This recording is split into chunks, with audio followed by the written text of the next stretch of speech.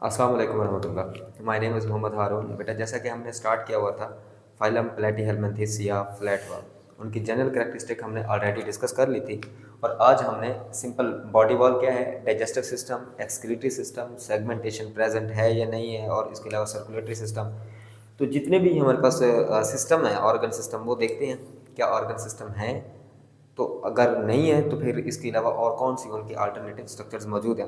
तो आज का हमारा लेक्चर जो है ये ऑलमोस्ट जितने भी इंपॉर्टेंट इसके कंसेप्ट्स हैं वो सारा कवर करेगा।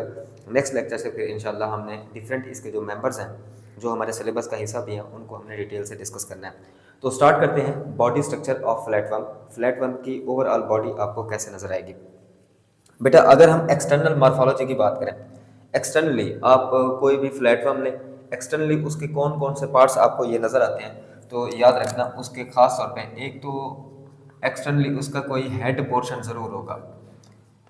सेफलाइजेशन, सेफलाइजेशन इसे बायोमेटर में इस्तेमाल होती है। सेफलाइजेशन यहाँ पर प्रॉपर हेड मार्क हो गया। पिछला जो हमारा फाइलम नाइडेरिया था उसमें हमें क्लियर कट हेड का कंसेप्ट हमने नहीं पढ़ा था, वहाँ पर कोई हेड लाइक स्ट्रक्चर नज़र नहीं आ रही थी। तो फाइलम प्लेटीहेल्मिन्थेस या फ्लैटवर्म ही वो पहला फाइलम है या ग्रुप है जिसके अंदर हमें हेड देखने को मिले।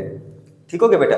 तो फ्लैटवर्म के पास सबसे पहले एक्सटर्नली अगर आप कोई स्ट्रक्चर देखेंगे तो उसमें हेड आपको नजर आएगा। इसके अलावा आपको रूडिमेंट्री आइज, रूडिमेंट्री आइज कुछ हमारे पास एनिमल्स के अंदर आपको रूडिमेंट्री आइज भी देखने को मिलेंगी। कहने का क्या मतलब है, ये आइज हमारी तरह प्रॉपर इमेज बनाने का काम नहीं करती, बल्कि यहाँ पर खास किस्म के फोटो रिसेप्टर होते हैं। ठीक है, सिर्फ और सिर्फ यहाँ पर फोटो रिसेप्टर होने की वजह से हम इन्हें आइज का नाम देते हैं। स्पॉट होते हैं, थोड़े से निशान होते हैं, इसी वजह से हम कहते हैं ये रूडिमेंट्री आइज है।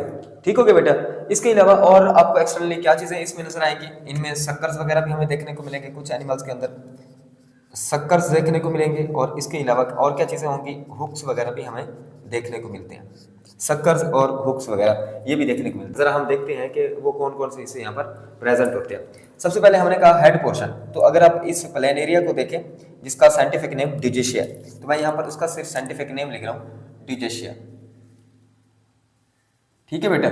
तो डिजेशिया के अंदर अगर आप देखें तो आपको ये वाला जो हिस्सा है ना, ये हेड पोर्शन के तौर पर नजर आ रहा है, ये हेड है। और इसके अलावा हमें इसके हेड वाले पोर्शन में रूडिमेंट्री आइज भी नजर आती हैं, आई लाइक स्ट्रक्चर भी हमें यहाँ देखने को मिलती हैं। ठीक हो गया बेटा। तो ये एक्सटर्नली हमने हेड पोर्शन भी देखा है और रूडिमेंट्री आइज भी देखी है, लेकिन ये वो आइज नहीं है जिनके ऊपर इमेज बने, बल्कि इनके अंदर फोटो रिसेप्टर होते हैं, लाइट सेंसिटिव रिसेप्टर होते हैं जो लाइट का पता चलाने के लिए इस्तेमाल होते हैं। इसके अलावा नेक्स्ट वन है सक्कर्स एंड हुक्स वगैरह। ये आपको किसके अंदर नजर आएंगे, ये सक्कर्स और हुक्स वगैरह आपको ये देखने को मिलेंगे बेटा जो पैरासाइटिक फ्लैटवर्म्स हैं। पैरासाइटिक फ्लैटवर्म्स के अंदर आपको सक्कर्स और हुक्स वगैरह देखने को मिल सकते हैं। तो ये सक्कर्स और हुक्स वगैरह का काम क्या होता है, अटैचमेंट का काम करते हैं। क्या है ये अटैचमेंट, सिंपल देखा जाए तो ये चूंकि एंडोपैरासाइट हैं, बॉडी के अंदर रहते हैं किसी भी एनिमल्स की, तो वहाँ पर उसकी बॉडी से उन्हें वॉश आउट किया जा सकता है। अगर उनके पास प्रॉपर अटैचमेंट के लिए कोई स्ट्रक्चर नहीं होगी तो फिर ये किसी भी होस्ट की बॉडी के अंदर रहते हुए उसके किसी न किसी इंटेस्टाइन हो गया या कहीं पर भी वो रह रहे हैं, उनके साथ फिक्स होने के लिए, लिवर के अंदर रह रहे हैं तो लिवर के साथ फिक्स होने के लिए, इंटेस्टाइन में ये रह रहे हैं तो इंटेस्टाइन में फिक्स होने के लिए, इनके पास अटैचमेंट के लिए सक्कर्स और हुक्स वगैरह ये ऐसे स्ट्रक्चर हैं जो अटैचमेंट के लिए इस्तेमाल होती हैं। तो एक्सटर्नली आपको सक्कर्स, हुक्स, रूडिमेंट्री आइज और आई पोर्शन देखने को मिल सकता है। उसके बाद नेक्स्ट वन, ये तो हमने मॉर्फोलॉजी, एक्सटर्नल मॉर्फोलॉजी की बात की है। इंटरनल मॉर्फोलॉजी की बात करें, अगर हम उसका क्रॉस सेक्शन कट करें तो फिर आपको क्या उसमें देखने को मिलेगा, तो उसके अंदर आपको सिंपल इंटेस्टाइन बेटा ये देखने को मिल सकती है। क्लियर हो गया। तो इंटेस्टाइन भी हमें देखने को मिल सकती है। इसके अलावा हमने क्या किया है, बॉडी वॉल को डिस्कस करने के लिए हमने इसका एक क्रॉस सेक्शन कट किया है कि इंटरनली ठीक है हमें इंटेस्टाइन भी नजर आ रही है, इसके अलावा सक्कर, हुक्स बाहर से नजर आ रहे हैं। इसकी बॉडी वॉल किस चीज की बनी हुई है, तो इसको कट करके मैंने सिंपल यहाँ रिंग की तरह की स्ट्रक्चर यहाँ पर दिखाई हुई है बेटा। ये हमने क्रॉस सेक्शन लिया हुआ है, प्लेन एरिया को ऐसे कट किया, कट करने के बाद उसे हमने सामने से देखा है। ये ऐसे आपको कैसे, उसमें क्या क्या चीजें, कौन कौन से मसल्स, कितनी लेयर्स आपको यहाँ पर नजर आ रही है। तो ये हमने प्लेन एरिया को कट करने के बाद, या यहाँ पर हमारे पास लीवर फ्लूक है तो लीवर फ्लूक को, या इसे फेस्यूला हेपेटिका भी कहते हैं, साइंटिफिक नेम इसका फेस्यूला हेपेटिका है। तो इसको डिटेल से हमने देखना है कि लीवर फ्लूक होते क्या है। तो हमने क्या किया, इसकी बॉडी वॉल को कट किया और देखा है कि बॉडी वॉल के अंदर कितनी तरह की लेयर्स होती हैं। बेटा इसके पास 3-4 किस्म की लेयर्स होती हैं, लेकिन ब्लू शेड में आपको जो लेयर नजर आ रही है। अब एपिडर्मिस के जो सेल्स होते हैं वो किस तरह के होते हैं, या एपिडर्मिस की क्या खसूसियत है? बेटा एपिडर्मिस के जो सेल्स होते हैं ये सेंसिशियल है, सेंसिशियल लेयर है, सेंसिशियल लेयर। इनके अंदर कोई अलग अलग सेल आपको नजर नहीं आएगा, और ऐसा लगता है कि जैसे तमाम सेल एक दूसरे के साथ मिले हुए हों और उनके दरमियान कोई पार्टीशन ना हो, सेल के दरमियान कोई रुकावट ना हो, सेल के दरमियान कोई पर्दा ना हो, इंडिविजुअल सेल ना लग रहा हो। तो इस तरीके से ये लेयर हमें देखने को मिलती है, और इस लेयर के अंदर मैनी न्यूक्लियाई, बहुत सारे न्यूक्लियाई मौजूद होते हैं इस लेयर के अंदर। मैंने तो सिर्फ चांद बनाया, और इसके अलावा इसमें क्या मौजूद होता है, साइटोप्लाज्म वगैरह भी इनके अंदर मौजूद होता है। ठीक है, तो ये आपको सिंगल लेयर एक देखने को मिलेगी। किसके अंदर भाई? ये आपको फ्लैट वर्म्स के अंदर सिंगल लेयर देखने को मिलती है, जिसका नाम क्या है बेटा? एपिडर्मिस है। सिंगल लेयर है, सेंसिशियल है। सेंसिशियल उस लेयर को कहते हैं जिसमें सेल के दरमियान हैविंग नो पार्टीशन, कोई पार्टीशन मौजूद ना हो, और मल्टी न्यूक्लिएटेड स्ट्रक्चर होती है, मल्टी न्यूक्लिएटेड लेयर होती है, उसमें एक से ज्यादा न्यूक्लियस मौजूद। ठीक हो गया बेटा? तो ये एपिडर्मिस के अलावा और कौन सी लेयर यहाँ पर आपको देखने को मिल सकती हैं? ये तो ब्लू शेड में, और आपको ये थिक मोटी सी एक लेयर नजर आ रही है। इसके बाहर एक्सटर्नली आपको एक और लेयर यहाँ पर देखने को मिल सकती है, इनकी बनी हुई काइटिनस लेयर होती है, काइटिनस लेयर। अब ये काइटिनस लेयर, इसका क्या फायदा होता है? एंडोपैरासाइट है, जाहिर बात है किसी ऑर्गेनिज्म की बॉडी के अंदर रह रहे हैं, तो वहां पर ये है कि उनको इम्यून सिस्टम, उनका जो इम्यून सिस्टम है वो इनके ऊपर अटैक कर सकता है। तो इम्यून सिस्टम से बचने के लिए ये बाहर एक थिक क्यूटिनस लेयर होती है या काइटिनस लेयर होती है। तो ये क्या करती है? ये नॉन एंजाइमेटिक होती है, एंटी एंजाइमेटिक। ये जो लेयर है ना, ये एंटी एंजाइमेटिक होती है, एंटी एंजाइमेटिक। ये लेयर क्या करती है? अगर वहां पर कोई एंजाइम है जो इनको डिस्ट्रॉय कर सकता है, जैसे कि अगर फर्ज करें ये पैरासाइट हमारे डाइजेस्टिव सिस्टम में मौजूद है, वहां पर मुख्तलिफ तरह के डाइजेस्टिंग एंजाइम है जो इनको डिस्ट्रॉय कर सकते हैं, फिर उनसे बचने के लिए इनके पास क्या होंगे?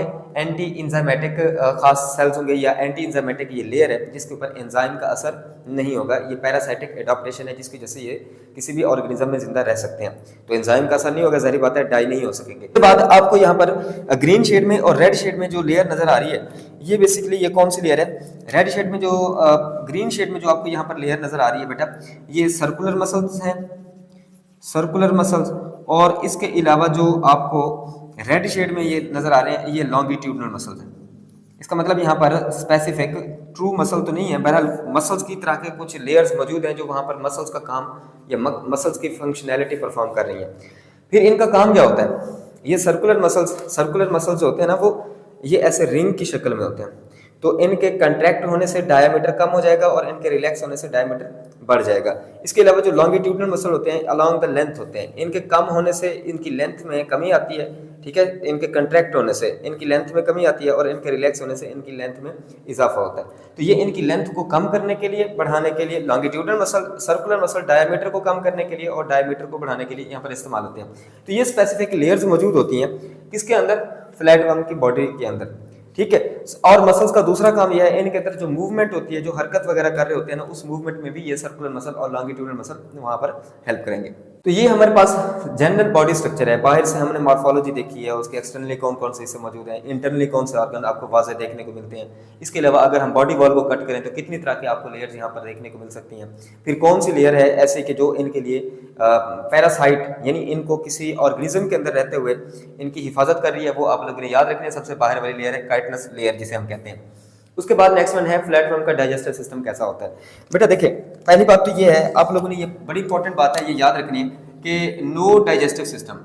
पहली बात तो ये है कि इनके अंदर कोई डाइजेस्टिव सिस्टम मौजूद नहीं होता, ये आप लोगों ने याद रखना है। नो डाइजेस्टिव सिस्टम किसके अंदर भाई? पैरासाइट के अंदर। जितने भी इनके मेंबर हैं जो कि पैरासाइट हैं, दूसरों से खुराक वगैरह हासिल करते हैं, उनके पास डाइजेस्टिव सिस्टम नहीं होता। और लास्ट लेक्चर में मैंने ये कहा था कि नेक्स्ट लेक्चर में इंशाल्लाह मैं आपसे ये शेयर करूंगा क्योंकि इनके पास डाइजेस्टिव सिस्टम क्यों नहीं है। भाई पैरासाइट हैं, दूसरों की बॉडी के अंदर रह रहे हैं। अब अगर फर्ज करो टैप वर्म की बात करते हैं, ये इसी ग्रुप का एक मेंबर समझ लो। ठीक है, वो टैप वर्म हमारी इंटेस्टाइन के अंदर रहते हैं। ठीक है, हमारी आंतों में रहता है। वहां पर खुराक सारी डाइजेस्ट होकर जाएगी, ऑलरेडी डाइजेस्टेड फूड होगी, फिर इनको डाइजेस्ट करने की जरूरत ही नहीं। तो फिर ये क्या करते हैं? जो हमारी डाइजेस्टेड फूड होती है वही इनटेक करते हैं, उसी पर गुजारा करते रहते हैं। इनको डाइजेस्ट करने की जरूरत नहीं है, तो इसलिए इनका डाइजेस्टिव सिस्टम भी वहां पर क्या होगा? एब्सेंट होगा। तो मैं ये कह सकता हूं कि ये जो डाइजेस्टिव सिस्टम का एब्सेंट होना है, ये भी इन्हें हेल्पफुल कर रहा है पैरासाइटिक मोड ऑफ लाइफ के लिए। ठीक है, इनको पैरासाइट बनाकर रहने के लिए ये डाइजेस्टिव सिस्टम भी साथ इनके हेल्प कर रहा है। अच्छा, इसके अलावा आपको डाइजेस्टिव सिस्टम बाकियों में नजर आ सकता है। बेटा याद रखें, इनके अंदर नो ऑर्गन सिस्टम, कोई ऑर्गन सिस्टम नहीं है, तो हम डाइजेस्टिव सिस्टम की बात कर ही नहीं सकते, ठीक है, कि इनके अंदर डाइजेस्टिव सिस्टम होगा। बहरहाल खुराक को डाइजेस्ट करने वाला कोई भी प्रॉपर स्ट्रक्चर पैरासाइट के अंदर मौजूद नहीं होगा। इसके अलावा जो आपके पास बाकी जो मेंबर्स हैं, जैसे कि हमारे पास प्लेनेरिया वगैरह, इनके अंदर बेटा क्या मौजूद होता है, ये इंटेस्टाइन्स मौजूद होती है, इंटेस्टाइन्स। और इन्हीं इंटेस्टाइन का काम सिंपल यही होता है कि ये खुराक को एब्जॉर्ब करना, एब्जॉर्प्शन के लिए खासतौर पर यहाँ पर इस्तेमाल होती है। तो इनके अंदर डाइजेस्टिव सिस्टम नहीं है, तो सिंपल इनके पास इंटेस्टाइन होती है, और उन्हीं इंटेस्टाइन की मदद से जो ऑलरेडी डाइजेस्टेड फूड आ रही होती है, ये सिर्फ क्या करते हैं, उसको एब्जॉर्ब करते हैं। तो यहाँ सिंपल आपके पास ये प्लेनेरिया के अंदर यहाँ पर ये आपको ये नजर आ रहा होगा कि ये सिंपल कुछ नालियाँ हैं, वो हमें नजर आ रही हैं, यही इनकी सिंपल इंटेस्टाइन है। और ये हमारे पास फैस्यूला हेपाटिका, ये इसका मेंबर है, फैस्यूला हेपाटिका, ये इनका बेटा मेंबर है। उसके पास भी यहाँ पर मैंने सिंपल दिखाया हुआ है, ये इसके हुक्स हैं, और इसके अलावा इनके अंदर ये इंटेस्टाइन, ब्रांचिंग इंटेस्टाइन यहाँ पर नजर आ रही होगी आपको, ठीक है। इसके अलावा इनका जो डाइजेस्टिव सिस्टम है उसे हम कहते हैं सैक लाइक डाइजेस्टिव सिस्टम हम उसे कह सकते हैं, या सैक लाइक बॉडी प्लान। इनके अंदर सिंगल ओपनिंग होती है जो कि माउथ का काम भी करेगी, और इसके अलावा वही एनल रीजन का काम भी कर रही होती है, यानी अनडाइजेस्टेड फूड भी उसी के जरिए बाहर निकल रही होती है, और इसके अलावा फूड को इनटेक करने का काम भी उसी एक सिंगल ओपनिंग के जरिए हो रहा होता है। उसके बाद नेक्स्ट वन जो बड़ा इंपॉर्टेंट कंसेप्ट है वो है एक्सक्रीशन का, कि एक्सक्रीशन किस चीज की एक्सक्रीशन, वेस्ट मटेरियल की, जिसे हम कहते हैं सिंपल नाइट्रोजीनियस वेस्ट की एक्सक्रीशन, कि ये वेस्ट मटेरियल को कैसे निकालते हैं। भाई इनके अंदर नाइट्रोजीनियस वेस्ट कौन सा होता है, ज्यादातर अमोनिया वगैरह इनके अंदर नाइट्रोजीनियस वेस्ट होता है। फिर ये नाइट्रोजीनियस वेस्ट को कैसे निकालते हैं बाहर, तो इनके अंदर नाइट्रोजीनियस वेस्ट को बाहर निकालने के लिए सिंपल इनके पास खास किस्म के सेल्स होते हैं, एक्सक्रीटरी स्ट्रक्चर्स होती हैं, जिनको हम फ्लेम सेल्स का नाम देते हैं। जी बेटा, ये बड़ा इंपॉर्टेंट कंसेप्ट है, इनके पास फ्लेम सेल्स मौजूद होते हैं। फ्लेम सेल्स का बेटा दूसरा नाम है प्रोटोनेफ्रिडिया। तो प्रोटोनेफ्रिडिया या फ्लेम सेल के जरिए ये क्या करते हैं, अपने वेस्ट मटेरियल को बाहर निकालते हैं। तो जरा सिंपल सा हम ये मैकेनिज्म समझ लेते हैं कि वेस्ट मटेरियल बनता कैसे है और ये उसको बाहर निकालते कैसे हैं। देखिए बेटा, अगर हम जनरल बॉडी स्ट्रक्चर की बात करें तो हमें पता है कि इनके अंदर क्या होते हैं, सबसे बाहर वाली लेयर है जिसे हमने एपिडर्मिस का नाम दिया हुआ है। इसके अलावा लूज मीजोडर्मल लेयर भी मौजूद होती है, लूज मीजोडर्मल लेयर। यहाँ पर क्यों लूज कह रहे हैं, क्योंकि इनके सेल्स के दरमियान बहुत ज्यादा स्पेस होती है, कंपैक्टली पैक सेल नहीं होते, ये हमने याद रखना है। Loose mesodermal layer, loose layer है मीजोडर्म की, ठीक है।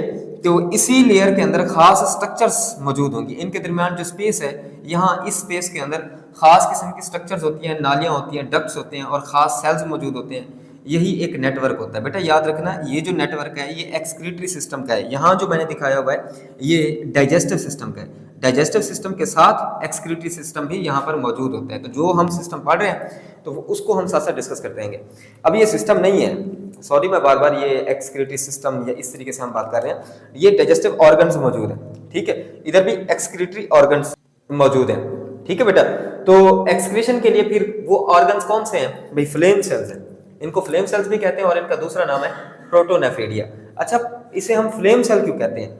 देखिए फ्लेम जैसे आप देखें ना, हवा के अंदर वो ऐसे फड़फड़ाता है ना उसको ऊपर वाला शोला, तो ये सेल्स भी इनके अंदर सीलिया ऐसे हरकत करते हैं जैसे शोला नहीं फड़फड़ाता आग का, बिल्कुल उसी तरीके से इनके सीलिया हरकत में होते हैं, तभी इन्हें हम कहते हैं फ्लेम सेल्स। ठीक हो गया बेटा। अब ये एक फ्लेम सेल की स्ट्रक्चर देखते हैं कि फ्लेम सेल होता कैसे है।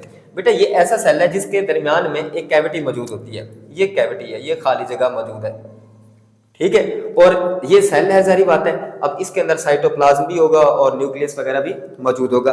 फिर ये सेल्स, ये आपको रेड कलर में ये जो नजर आ रहे हैं ना, ये यही सेल्स हैं जिनको हम फ्लेम सेल्स कहते हैं।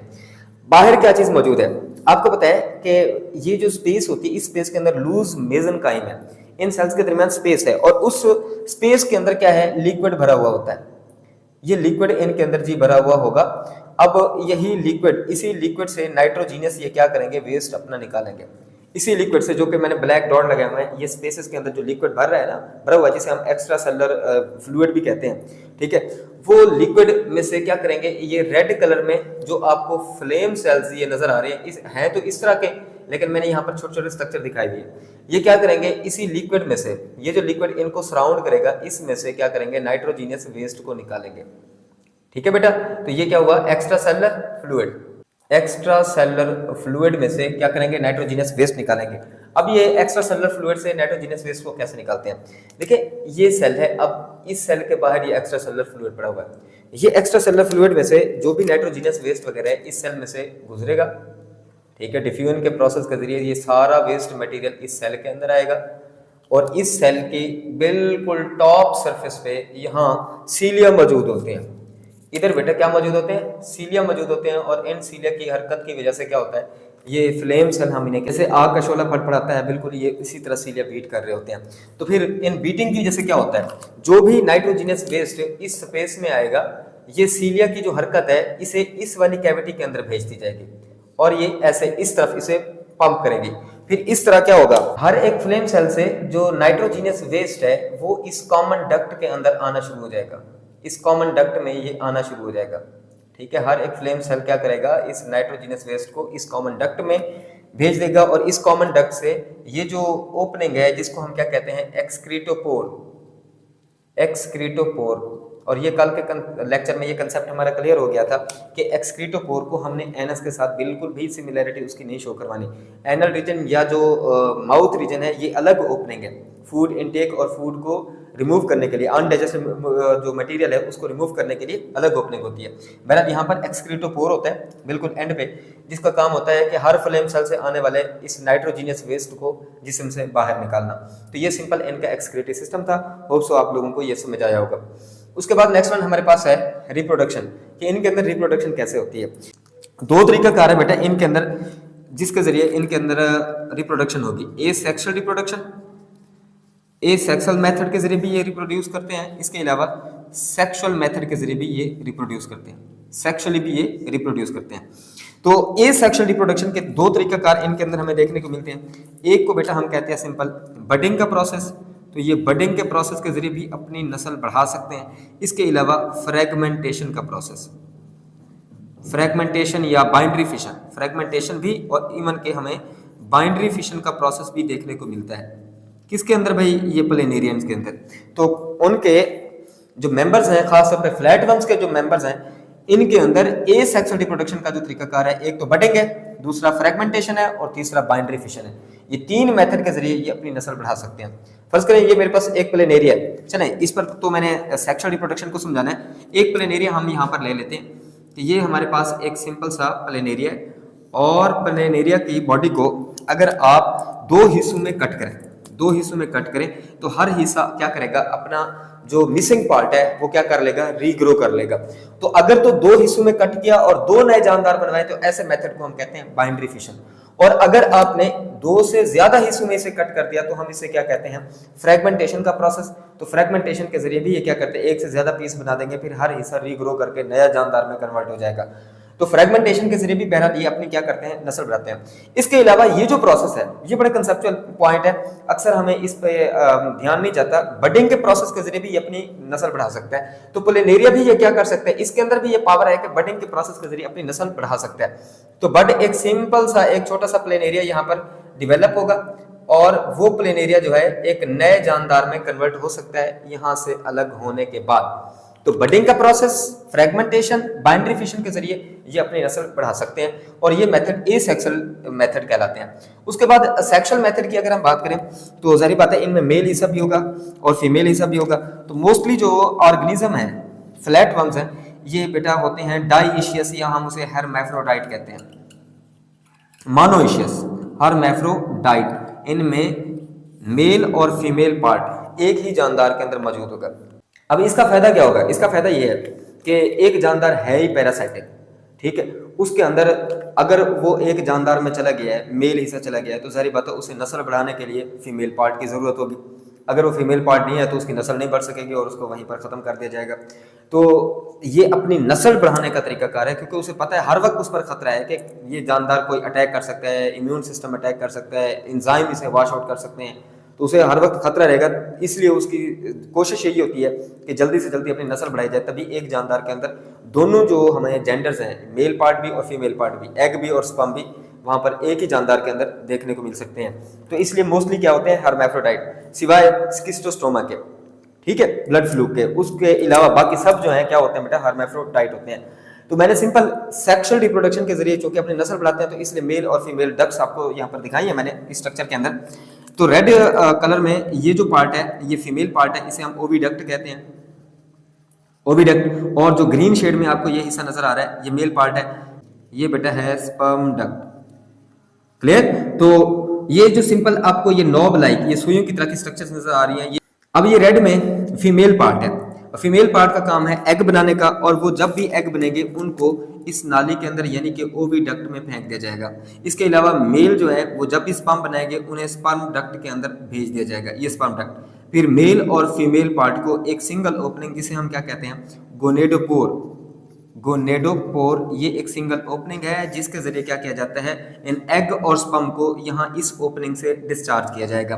तो ये सिंपल एक सेक्सुअल रिप्रोडक्शन का तरीकाकार है। मेल पार्ट भी और फीमेल पार्ट भी आपको एक ही सिंगल ऑर्गेनिज्म के अंदर देखने को मिल सकते हैं। इसके अलावा फिर क्या होगा, इससे ये होगा कि जो फर्टिलाइजेशन है वो सेल्फ फर्टिलाइजेशन भी हो सकती है, यानी खुद ब खुद ऑटोमेटिकली वहां पर आपको फर्टिलाइजेशन देखने को मिल सकती है। जब गोनेडोपोर से स्पर्म भी गुजरेंगे, एग भी गुजरेंगे, तो फर्टिलाइजेशन हो जाएगी।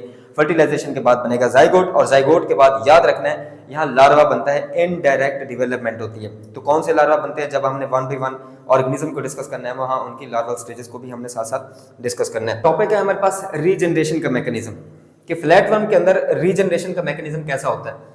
बेटा ये फ्लैटवर्म के मोस्टली मेंबर्स के अंदर रीजनरेट होने की पावर होती है, यानी अपना हिस्सा जो है वो दोबारा ग्रो कर सकते हैं। अगर आप इसे कट करेंगे तो इनका कटा हुआ हिस्सा दोबारा नए जानदार में भी कन्वर्ट हो सकता है, या वो मिसिंग पार्ट भी दोबारा बना सकता है।